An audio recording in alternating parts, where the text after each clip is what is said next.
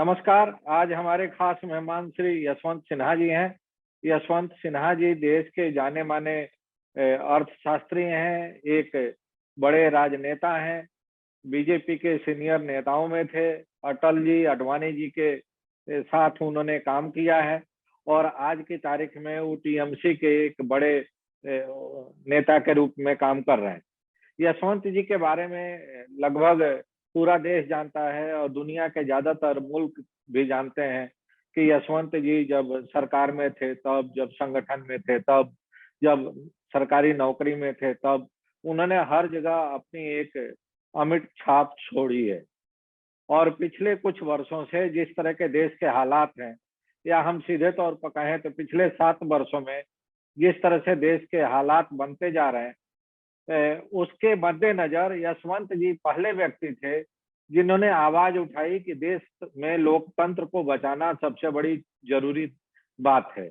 और उन्होंने संविधान बचाओ करके एक संगठन खड़ा किया और उससे पूरे देश में जन जागरण चलाने की मुहिम शुरू की। और उनका मानना है कि जब तक संविधान नहीं बचेगा तब तक लोकतंत्र नहीं बचेगा। इसी बीच हमारे देश में 2 महामारी आई कोविड के नाम से, और उस महामारी में जिस तरह से सरकारी मशीनरी का पूरी तरह से फेल्योर दिखाई दिया है, जिस तरह से पॉलिटिकल इस्टेब्लिशमेंट की हम कहें कि एक पूरी तरह से जो उनकी जो लापरवाही है सामने आई है, उसके मद्देनजर ये बहुत जरूरी हो गया है कि अब देश में एक ऐसा कोई अल्टरनेटिव तैयार किया जाए, अल्टरनेटिव बने, जिसके लिए कि यशवंत जी फिर एक बार सक्रिय हैं और काम कर रहे हैं। मैं आज यशवंत जी से यही समझने की कोशिश करूंगा कि जो उनका संविधान बचाओ आंदोलन था, वहां से जो शुरू हुई थी लड़ाई, और आज अब एक अल्टरनेटिव बनाने के दिशा में जो प्रयास चल रहा है, उस इस पूरे घटनाक्रम को किस रूप में नरेट करेंगे और देश की जनता को और हमारे दर्शकों को थोड़ा इस बात को एक्सप्लेन करेंगे। यशवंत जी। देखिए, ऐसा है कि 3 साल पहले हम लोगों ने महसूस किया कि इस देश में सब कुछ ठीक ठाक नहीं है। सरकारें आती हैं, जाती हैं, कोई प्रधानमंत्री बनता है, हट जाता है, दूसरा कोई प्रधानमंत्री बनता है। ये एक सामान्य प्रक्रिया है राजनीति में, प्रजातंत्र में। लेकिन अगर आपने संविधान की बात की, संविधान और संविधान के मूल्यों के ऊपर अगर चोट पहुंचती है तो वो फिर एक बड़ी गंभीर बात होती है मेरे मुताबिक। हमारा संविधान क्या है? हमारा संविधान जो है वो एक तरह से निचोड़ है जो सारी आजादी की लड़ाई हमारे देश में लड़ी गई ना, महात्मा गांधी के नेतृत्व में और बहुत बड़े बड़े नेताओं के नेतृत्व में। तो आजादी की लड़ाई के जो मूल्य हैं वो हमारे संविधान में सारे के सारे सन्निहित हैं। वो मूल्य जो हैं उसमें स्थापित है। और अगर संविधान के ऊपर चोट होती है तो दरअसल में जो आजादी की लड़ाई के मूल्य थे उनके ऊपर चोट होती है। और इसलिए उन मूल्यों को बचाना बहुत जरूरी है। आपने कहा संविधान बचाओ, संविधान बचाओ हमारा उद्देश्य था, लेकिन संविधान बचाओ के नाम पर हमने कोई संस्था नहीं बनाई। हमने एक संस्था बनाई 3 साल पहले, जिसका नाम था हम लोगों ने रखा राष्ट्रमंच, नेशनल फोरम। और राष्ट्रमंच में हमने उन मुद्दों को 3 साल पहले चिन्हित किया जो देश के सामने बहुत महत्वपूर्ण मुद्दे थे, और हमने कहा कि हम इस पर काम करेंगे। उसमें संविधान और संविधान के मूल्यों को, आजादी की लड़ाई के मूल्यों को बचाना सर्वोपरि था। जब हम 3 साल के बाद इस पर विचार करते हैं तो हम पाते हैं कि जितनी बातें हम लोगों ने 3 साल पहले की थी राष्ट्रमंच के निर्माण के समय, उन सारी बातों में भारी गिरावट आई है इन 3 सालों में। कोई कहीं पर कोई तरक्की नहीं हुई, कोई इंप्रूवमेंट नहीं हुआ है, बल्कि भारी गिरावट आई। और मैं एक उदाहरण देना चाहता हूं आपको। संविधान में जो व्यक्तिगत स्वतंत्रता है उसको सुरक्षित रखने के लिए हमारे संविधान में मौलिक अधिकारों का जिक्र है। वो मौलिक अधिकार आपको भी बचाते हैं, हमको भी बचाते हैं। क्या वो मौलिक अधिकार आज हमको बचा रहे हैं? मौलिक अधिकार है कि हमको फ्रीडम ऑफ एक्सप्रेशन, तो हम क्या फ्रीडम ऑफ एक्सप्रेशन अगर होता है तो क्या आज बच रहे हैं? नहीं, आज हमारे ऊपर उल्टे देशद्रोह का मुकदमा हो जाता है। आपको पता है कि तब से ये सेडिशन का कानून आया देश में, तो अंग्रेजों के जमाने का कानून, सेडिशन एक्ट के नाम से जो कानून है, हाँ, यूएपीए के नाम से जो कानून है ये, और सेडिशन एक्ट अलग है यूएपीए से। सेडिशन एक्ट अंग्रेजों के समय का कानून है जो आजाद भारत में समहाउ बचा रह गया। आज जिस तरह उसका दुरुपयोग हो रहा है वो शायद पहले कभी नहीं हुआ, इमरजेंसी में भी नहीं हुआ। आज हम बात कर रहे हैं आपसे इमरजेंसी की एनिवर्सरी के दिन, आज 25 तारीख है। हाँ, लेकिन मैं कहूंगा जोर देकर कि इमरजेंसी में भी उस कानून का, सेडिशन एक्ट का इतना दुरुपयोग नहीं हुआ जितना दुरुपयोग आज के दिन हो रहा है।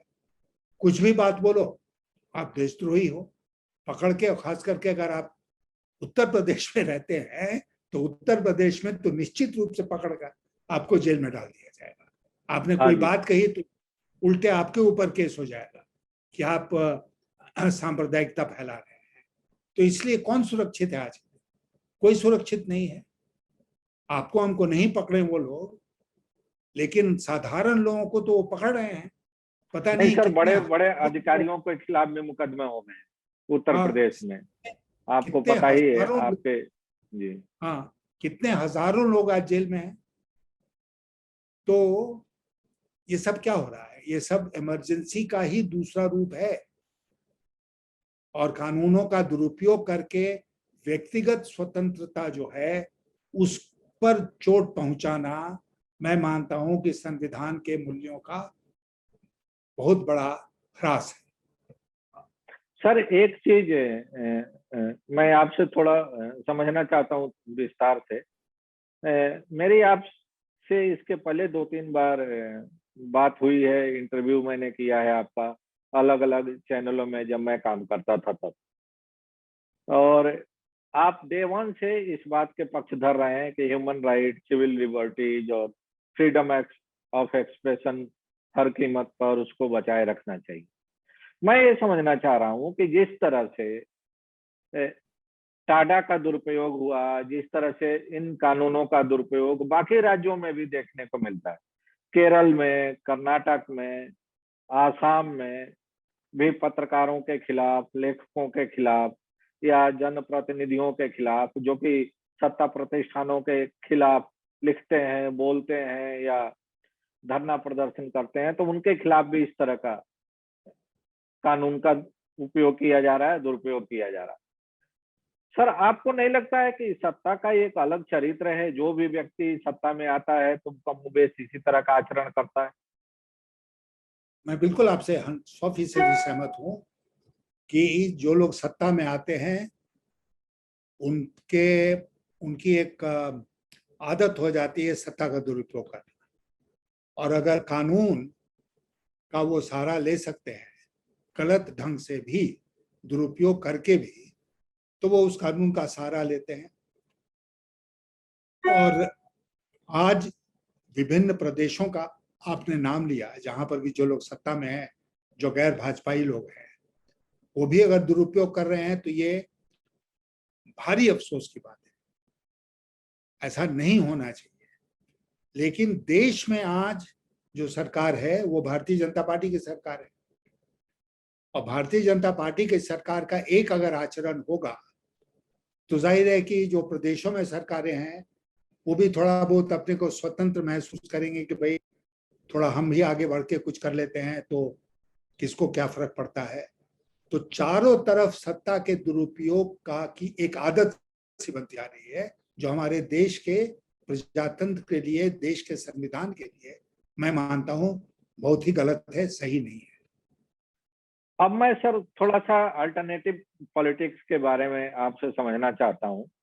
जिस तरह से इमरजेंसी का विरोध कांग्रेस के अंदर से लोग निकल के किए, बाहर जो थे वो तो कर ही रहे थे, कांग्रेस के अंदर से भी तमाम बड़े नेता बाहर निकले, उन लोगों ने इमरजेंसी का विरोध किया और उनको भी जेल भेजा गया, फिर छूट के आए, जनता पार्टी बनी, आप सब ने मिलके सरकार बनाई, वो सबको पता है।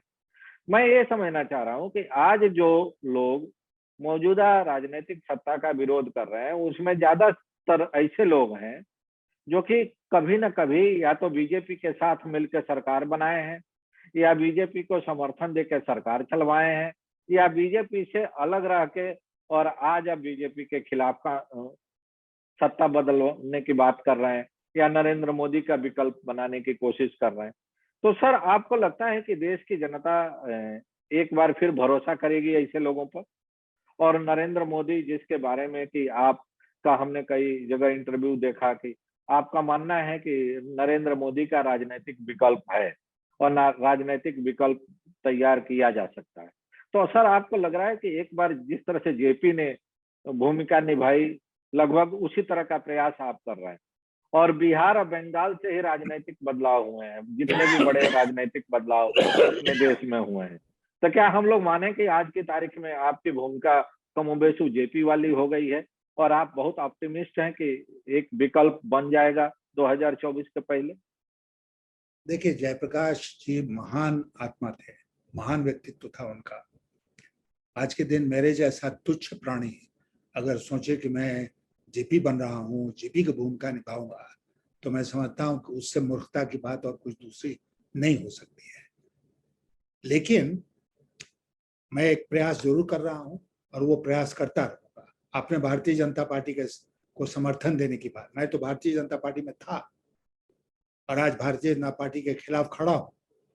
भारतीय जनता पार्टी में उस समय ये हाल नहीं था जो हाल आज के दिन है।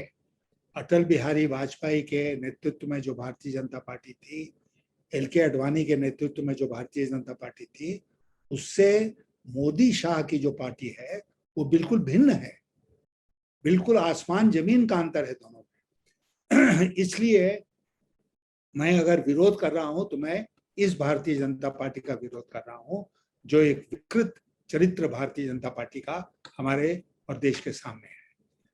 दूसरी बात कि आज बहुत जरूरी है कि चूंकि ताकत इतनी आ गई है ना, ताकत आज के दिन जो है वो सिर्फ लोकप्रियता में नहीं है। आप जानते हैं कि ताकत जो है वो आज पैसे की भी ताकत है ना। इलेक्टोरल बॉन्ड्स का सिस्टम हमारे देश में शुरू हुआ। आज ही मैं पढ़ रहा था कि 76% जो है इलेक्टोरल बॉन्ड्स में जो राशि जमा हुई वो भारतीय जनता पार्टी के पास गई। किसी दल में आज इतनी ताकत नहीं है कि पैसे में वो भारतीय जनता पार्टी का मुकाबला कर दे। अगर आप जाते हैं उन राज्यों में या गए हैं जहां पर चुनाव होते हैं, अभी बंगाल का जैसे चुनाव हुआ, आपको विश्वास भी नहीं होगा कि कितना पैसा भारतीय जनता पार्टी ने खर्च किया।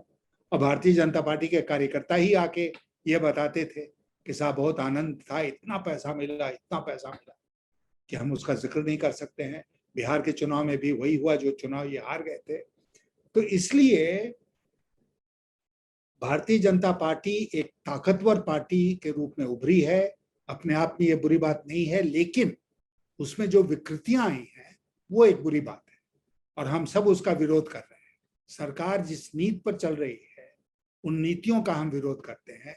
जिस तरह उन्होंने ये महामारी जो है कोविड, उसका मैनेजमेंट या मिसमैनेजमेंट किया, उसका हम विरोध करते हैं। और सबसे ज्यादा हम विरोध करते हैं जो संविधान के मूल्यों का ह्रास हो रहा है, उसमें जो गिरावट आ रही है उसका हम विरोध करते हैं। और मुझे लगता है कि सरल भाषा में देश की जनता के सामने इन बातों को रखना जरूरी है। देश की जनता तो देख रही है बेरोजगारी की समस्या।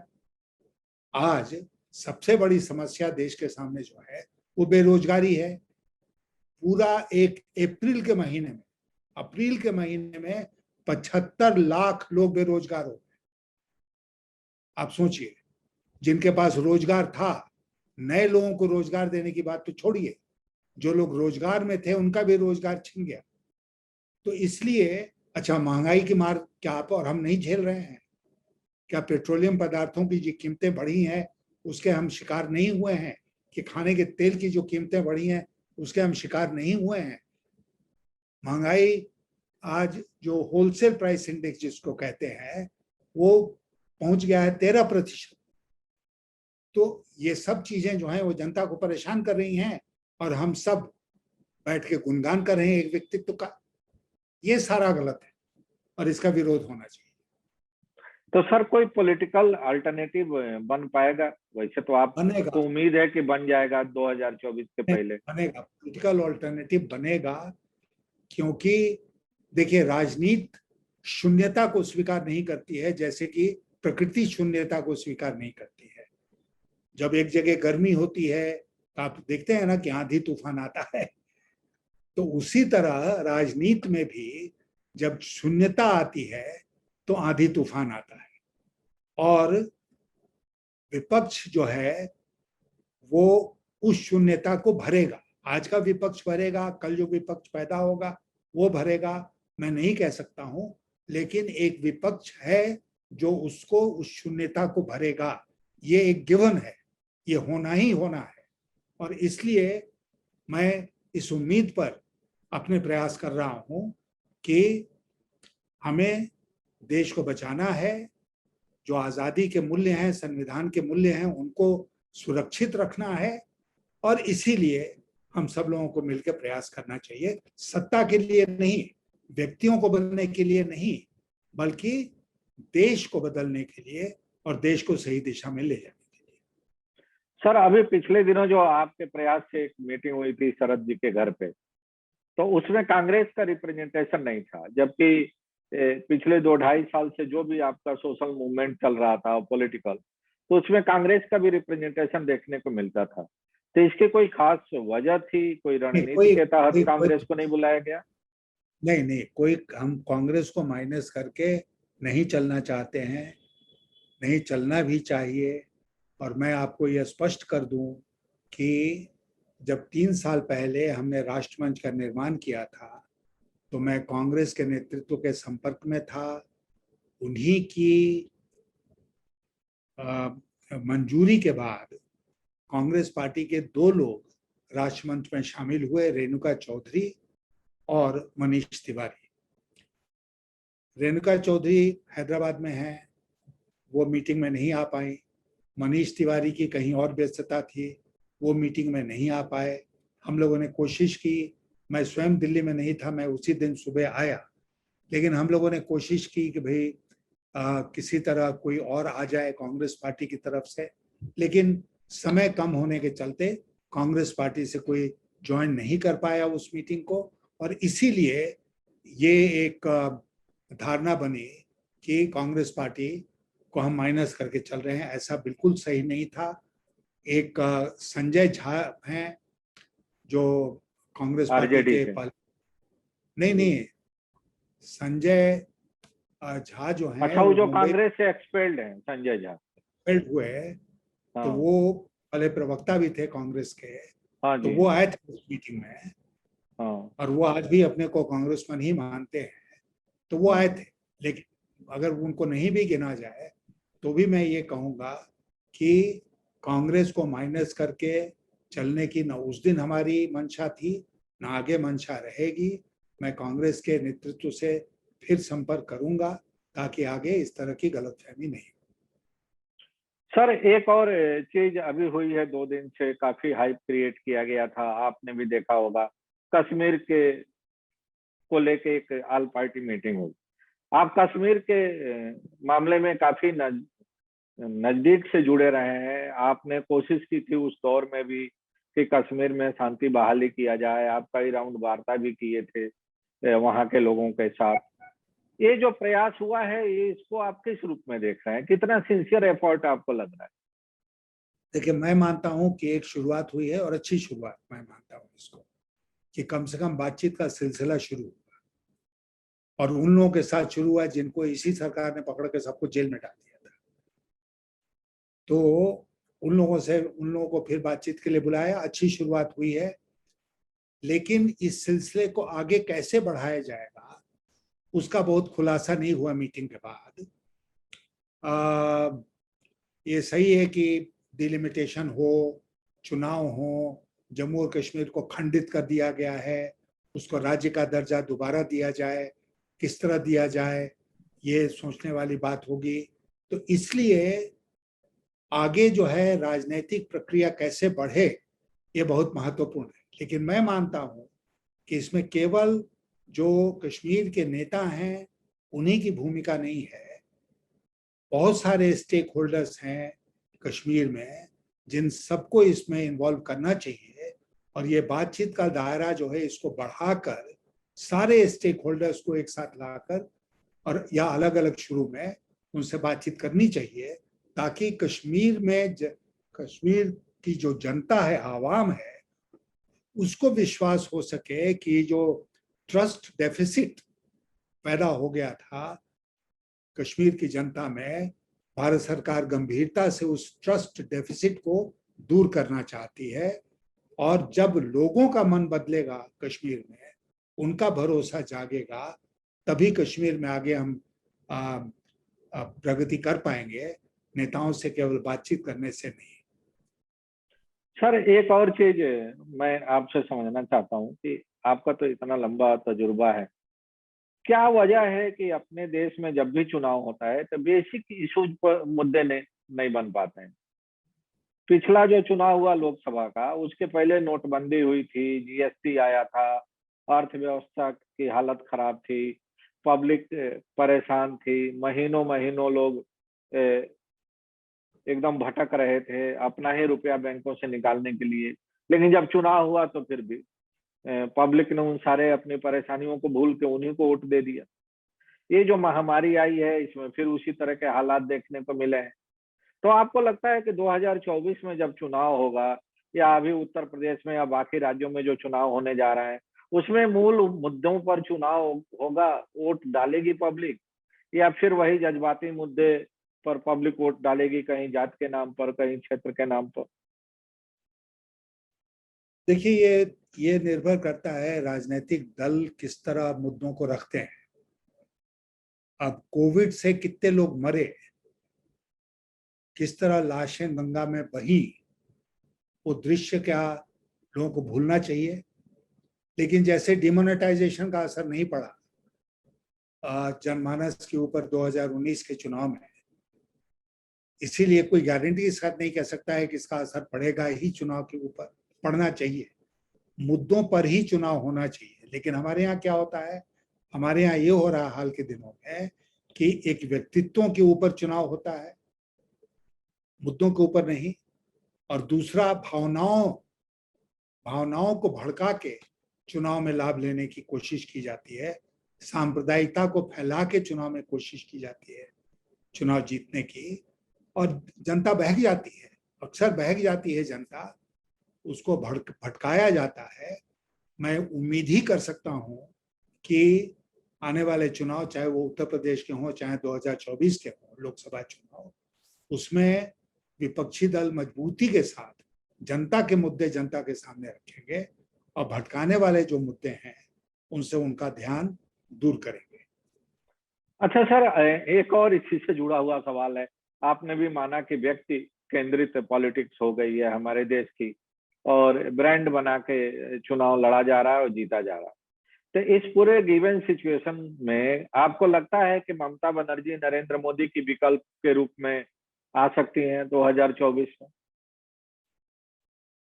इसको मैं ना रूल आउट करता हूं ना रूल इन करता हूं। आज के दिन ये इस पर कोई भी टिप्पणी करना उचित नहीं होगा।